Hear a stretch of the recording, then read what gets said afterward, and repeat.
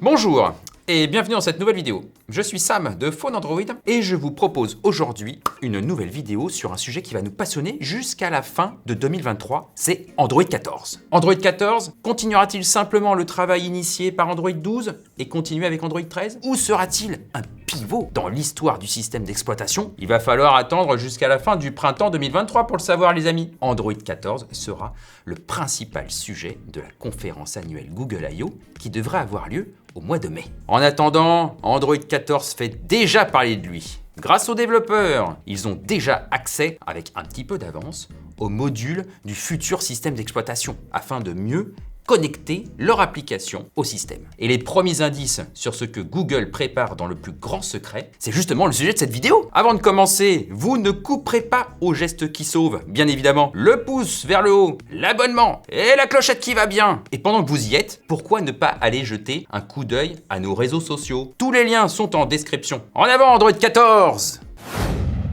Première rubrique de cette vidéo sur Android 14, ce sont les petits changements opérés par Google d'Android 14 et qui ont été largement inspirés par le travail réalisé par Apple avec l'iPhone et iOS. C'est le cas des communications par satellite. Cette fonction existe d'ores et déjà dans l'écosystème Android, grâce à Huawei et son Mate 50 Pro. Vous pouvez d'ailleurs retrouver ci-dessus un lien vers mon test vidéo de cet excellent téléphone. Avec Android 14, Google souhaite une compatibilité native avec les réseaux de satellites. L'information a été confirmée par le vice-président de Google en charge du développement du système d'exploitation. Donc, c'est sûr, ça va arriver. Reste à savoir quel constructeur va l'implémenter dans ses téléphones. Autre nouveauté d'Android 14 inspirée d'iOS et de l'iPhone, c'est Santé Connect. C'est l'équivalent de l'application Santé chez Apple. Il s'agit d'une application dont le but sera d'agréger tous les flux d'informations provenant des applications tierces, qui concernent la santé, le sport et le bien-être. Et ce, grâce à une API. Vous savez, cette petite application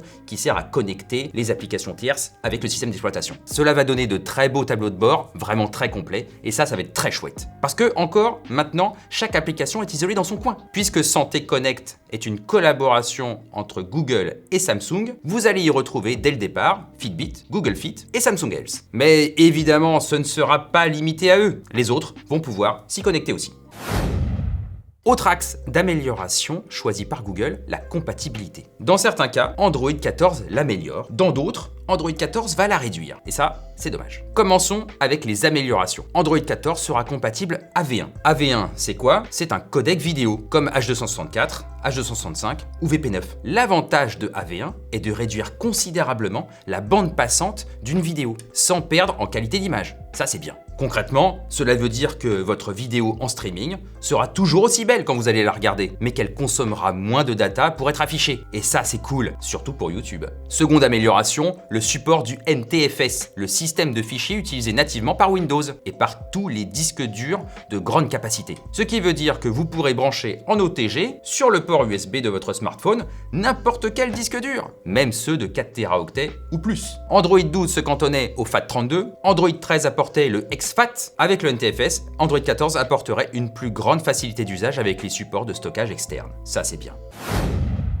Comme nous l'avons dit précédemment, Android 14 va améliorer la compatibilité du système d'exploitation. Mais Google a également pris des décisions qui vont réduire la compatibilité. La première est la suppression d'Android Beam pour tous les smartphones compatibles avec les GMS. Cela fait suite à l'intégration native de Nearby Share, qui sert à passer des fichiers d'un smartphone à un autre en utilisant le Bluetooth et le Wi-Fi. Android Beam étant considéré par Google comme obsolète, il disparaîtrait donc avec Android 14. Autre changement important, Android 14 bloquerait l'installation de certaines applications, notamment celles qui supportent uniquement les anciennes versions de l'OS. Alors, il s'agit généralement d'applis qui ne sont pas maintenues par leurs développeurs, et donc elles ne profitent pas de toutes les innovations récentes d'Android en matière de sécurité. Afin de protéger les utilisateurs de ces applis obsolètes, Google interdirait donc leur installation sur Android 14, que ce soit depuis le Play Store, une boutique alternative ou même directement avec l'APK.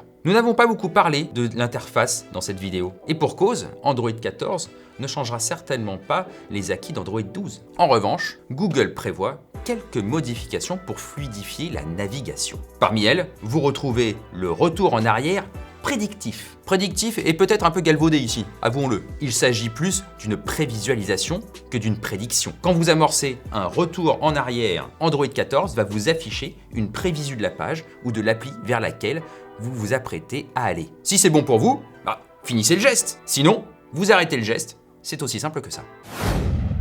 Dernier point important de cette vidéo, quand arrivera Android 14 ? Traditionnellement, la firme de Mountain View profite de sa conférence Google I/O pour déployer la première bêta publique de la nouvelle mouture d'Android. Alors cela veut dire que vous devriez pouvoir tester Android 14 dès le mois de mai 2023. Si vous êtes équipé d'un smartphone compatible évidemment, un Pixel 5, un Pixel 6 ou un Pixel 7. En 2022, d'autres constructeurs ont même participé à la phase de bêta. On pense à Oppo, OnePlus, Realme, Asus, Vivo, Xiaomi! Eh oui, il y en avait beaucoup. Il y en avait beaucoup, mais il n'y avait pas Samsung malheureusement. Notez aussi qu'une bonne surprise n'est d'ailleurs pas impossible côté calendrier. Certaines rumeurs affirment qu'une bêta pourrait être accessible dès le mois d'avril. Ce fut le cas pour la première bêta d'Android 13, disponible dès le 27 avril 2022. Ensuite, plusieurs bêtas devraient se succéder jusqu'au lancement en septembre. Et avec chacune d'elles, de nouvelles fonctions et des corrections. Nous ne manquerons pas de réaliser de nouvelles vidéos pour vous présenter tout cela.